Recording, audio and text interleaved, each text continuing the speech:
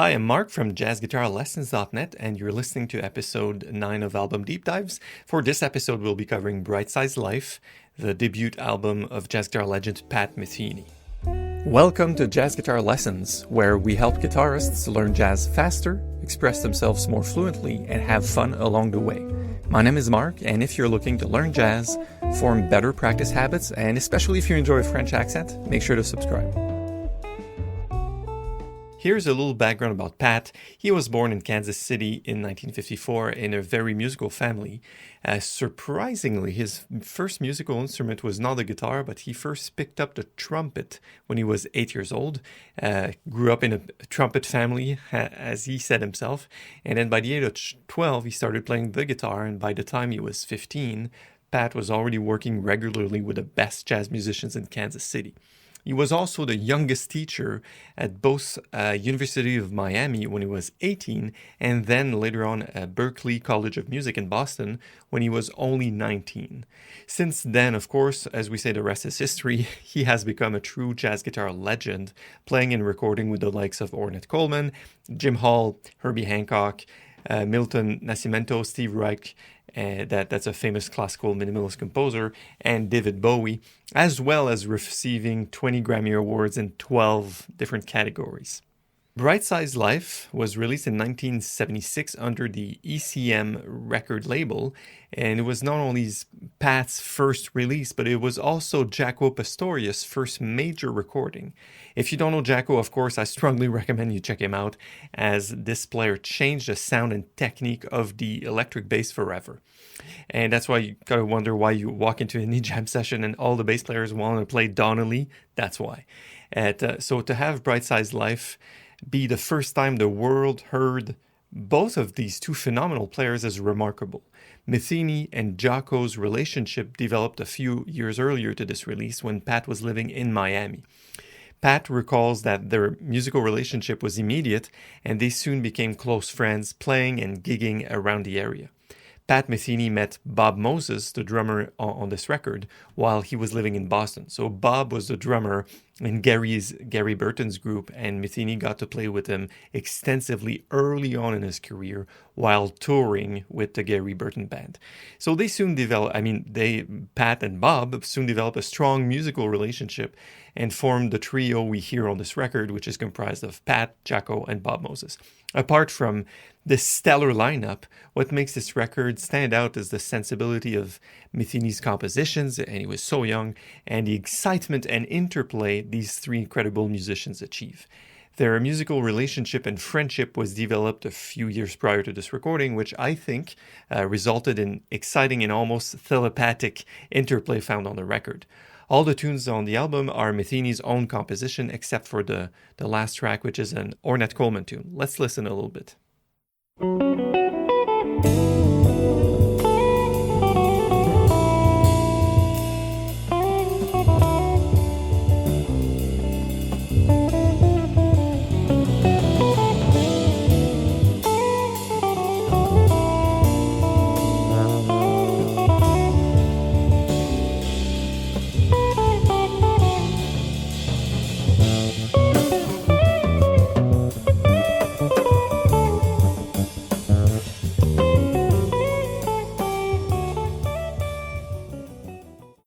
Right from the get-go, the melody of this fantastic tune grabs our ears. Bright Size Life, right? It's the title track of the record, and it features one of the most memorable melodies Metheny has written, and it sets the tone for the album perfectly. I mean, you hear it once, you hear these fists, and it's clear it's a really a great hook for a guitar song. It has a folky flavor, as well as wide interval leaps on the B section, and all of this is interweaved with a floaty yet exciting feel that Bob Moses carries through the tune on the drums. Jaco's work on this tune is truly inspiring. So the bass player is not only holding the harmony and groove of the tune down, but he's also playing very imaginative contrapuntal lines against Pat's solo. Metheny's trademark lyricism on his solo is beautiful. He plays with such fluidity and direction, it's hard to believe he was only 22 years old at the time, and Jaco was only 25 on the record, and it was also a record that was done in one day, I've heard. So it's pretty shocking to see how early Pat Metheny developed his own sound, a sound that would have a huge impact on his own and future generations of jazz guitarists up to this point today. So we can already hear some of his personal vocabulary here, combining rock, folk, and jazz elements together with a laid-back feel.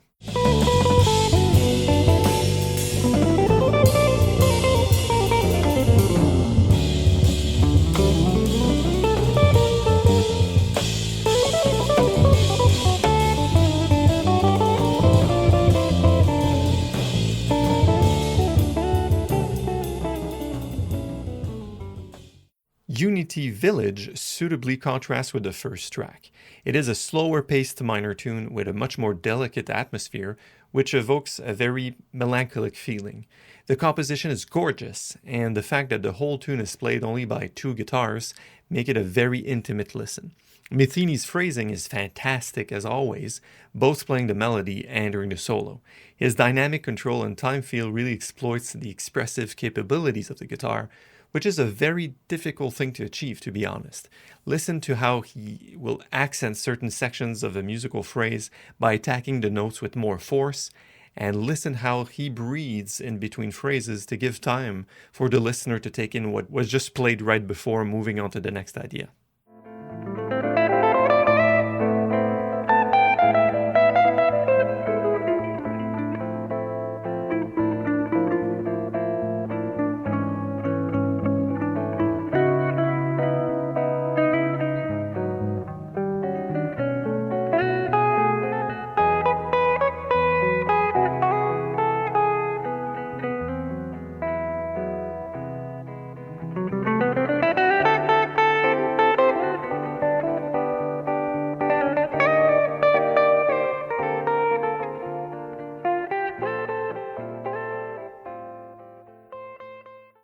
The next track, Misery Uncompromised, is a tune filled with excitement.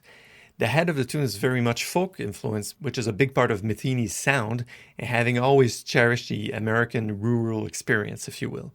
The tune is filled with wide interval leaps as well as twists and turns that create great interest. Pat is the only one that solos on this tune, and it is really a masterful example of how to develop a solo. It starts with Jaco playing walking bass and Metheny soloing through the changes using fairly conventional vocabulary, but always keeping a great melodic sense.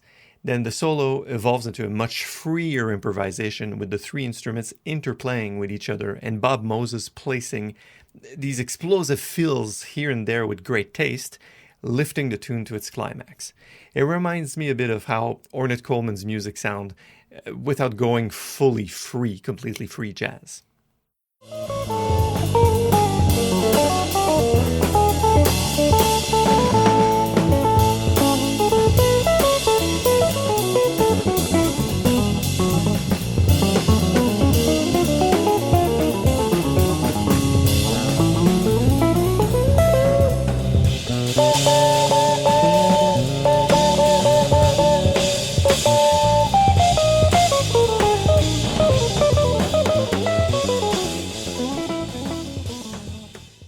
Midwestern Night's Dream is a tune that lives up to his title in the best way. It's simply not possible to choose a better title for this composition, as it evokes such a dreamy atmosphere, transporting the listener to Metheny's clear vision. It is a through-composed tune that shows us a very different side of Pat's, one that would later become much more familiar with future releases. The composition focuses much more on creating a defined mood and texture, as opposed to the heavily melody-oriented tunes we heard previously. The timbral choices, as well as the trio's overall approach, are really in tune with Metheny's vision, making this track a beautiful surprise.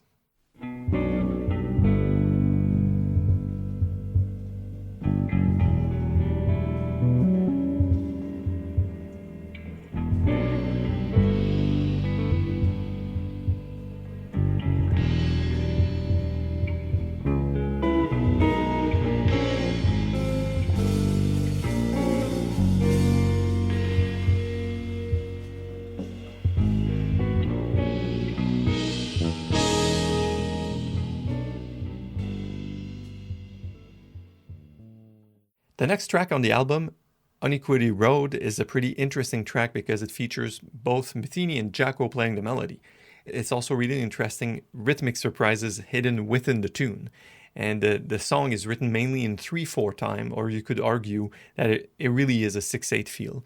And right after the first statement, it goes to a couple of bar 4/4s, which feels a bit like tripping over something, but in the best way possible. Metheny and Jaco's sound blend beautifully, and their phrasing matches perfectly. It is always amazing to listen to two legends play together, and even better when they develop a relationship as close as Jaco and Metheny's.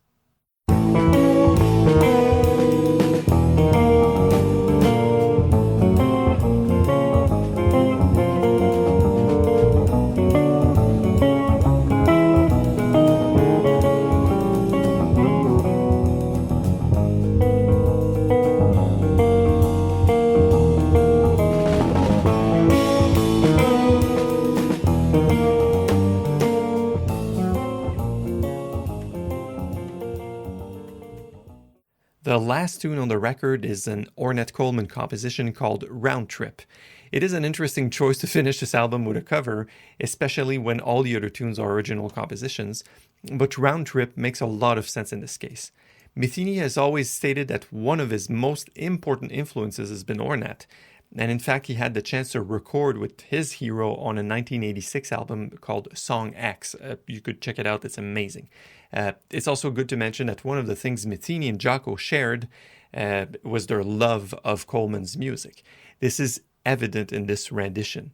Pat and Jaco played ahead in unison, blending their sound and phrasing masterfully, and then they both solo on the tune. Their solos are outstanding, and they're able to maintain the excitement and energy and interest through the 5 minutes of this track, and they both pay good tribute to their hero, without even attempting to copy him.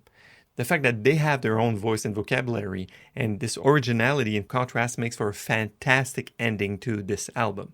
Let's listen a little bit.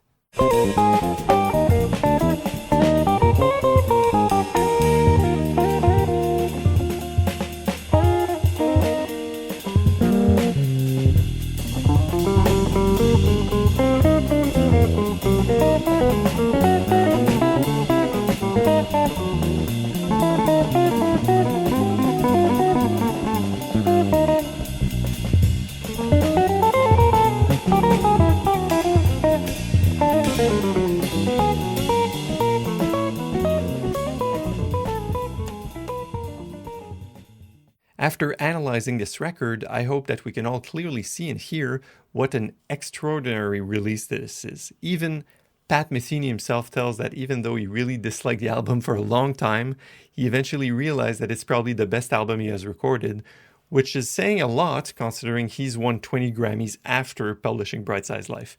The musicality of the compositions and the performance and the trio, the interplay, is extraordinary.